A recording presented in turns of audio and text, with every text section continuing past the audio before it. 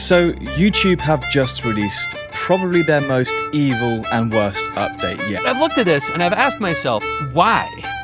What? Why? Why is this being implemented?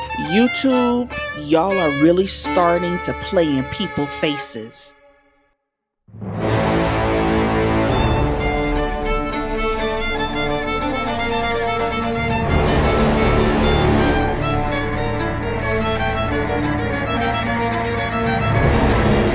I would just say give up being a content creator that wants to get paid and just deal with the fact that you might have to pick up that 9-to-5 job at McDonald's, because platforms are just being so strict with how much they want to not give you money. Hi guys, as you probably know, a few days ago YouTube dropped a nuke and changed their YouTube partner program, and I just couldn't believe my eyes. They double the amount of public watch time you need to get monetized. It's somewhat understandable, but this is one of the laziest way to deal with their problem. It's like bringing a chainsaw to brain surgery. In this video, we're gonna look at the whole situation, why they actually did it, and who's going to get hit the hardest. Well, this is the video that they uploaded and explaining the new changes. And as you can see, it's pretty controversial. I don't know how accurate these numbers are, because when you scroll down to the comment section, the opinions are mostly negative. Let's just watch the most important part. February 1st, 2027, entry thresholds for new creators are 1,000 subscribers and either 8,000 qualified watch hours in the last 12 months, or 20 million qualified shorts views in the last 90 days. First of all, 4,000 to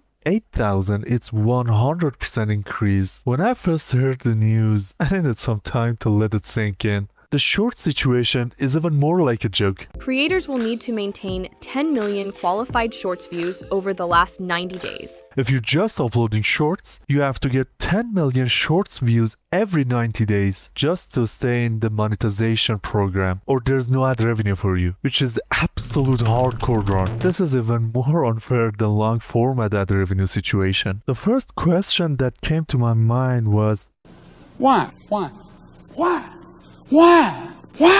Is this just greed? Kicking a small creators out of it so YouTube can have more revenue share before they get to that high bar? Well, this is what they said in a video. While YouTube has grown to billions of monthly viewers, the YPP entry thresholds have remained mostly unchanged. While I understand their claim that YouTube is bigger than ever before, but if people keep watching the content that creators make and companies keep paying for advertisement on YouTube, why are scaling down the number of creators? Why making it harder for people to get in YPP? Oh, we don't have enough room for everyone now? It's clearly not the reason. There's another elephant in the room. In the last couple of years, making a YouTube video has gone from something that could take days or even entire months to something you can potentially automate before your coffee gets cold. Nowadays, AI can write a script, another AI can read it, another one can generate images, then you can slap all together, upload it, and repeat the process 10 times a day. And that's exactly the kind of content YouTube has been trying to deal with. YouTube has already clarified that mass-produced, repetitive, or inauthentic content isn't eligible for monetization, and it's specifically trying to stop channels from flooding the platform with low-effort contents. Think about what the old system allowed. You need 1,000 subs or 4,000 hours of watch time. For most YouTubers who make carefully edited videos, that's already a pretty serious challenge. But for content farm that generate hundreds of videos automatically, the more videos you can produce,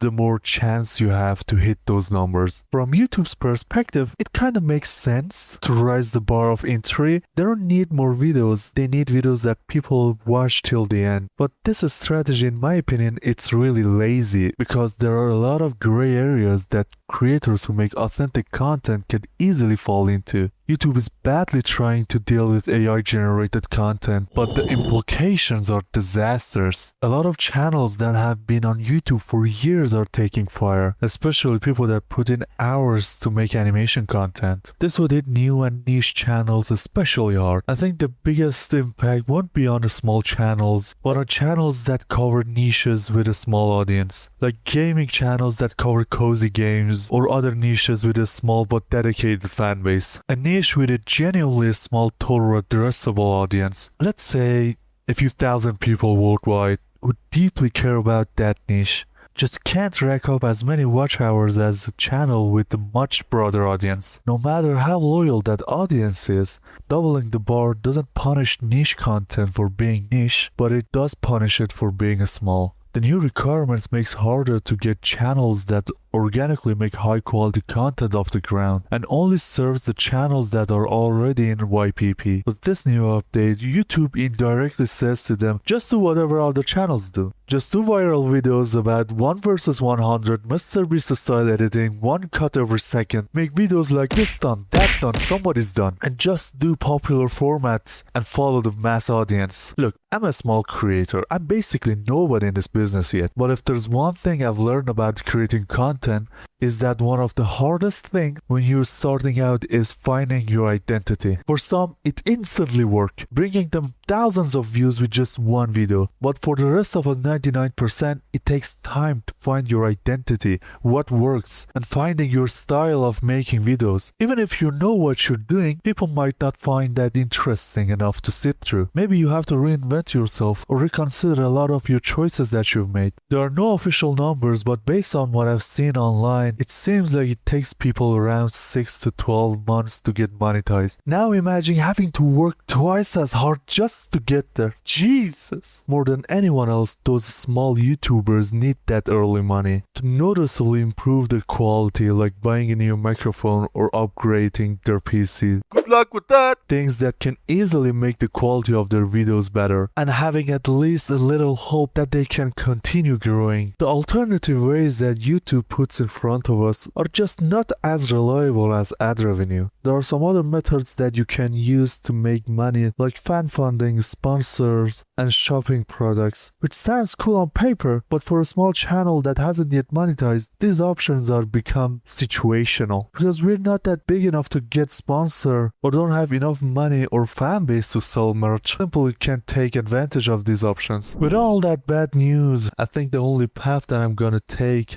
as a small YouTuber is to keep continuing and try even harder before they change the rules in 2027. Honestly, this sounds like an impossible task for me, but I'll do my best. After all, YouTube is the platform that gives creators the opportunity to make money. And if YouTube says jump, all I can really say is how high. I know it sounds kinda pathetic, but the reality is we don't really have another platform that can compete with YouTube on the same level. So this is just how it goes. There's been a lot of backlash from creators, but I don't think YouTube is going to change his mind. Creators don't really have any other choice but to adapt and follow the rules. Let me know your opinion in comment section. What you think about this situation? Your comments means a lot to me. If you enjoyed the video, make sure to like and subscribe. Love you all. See you around.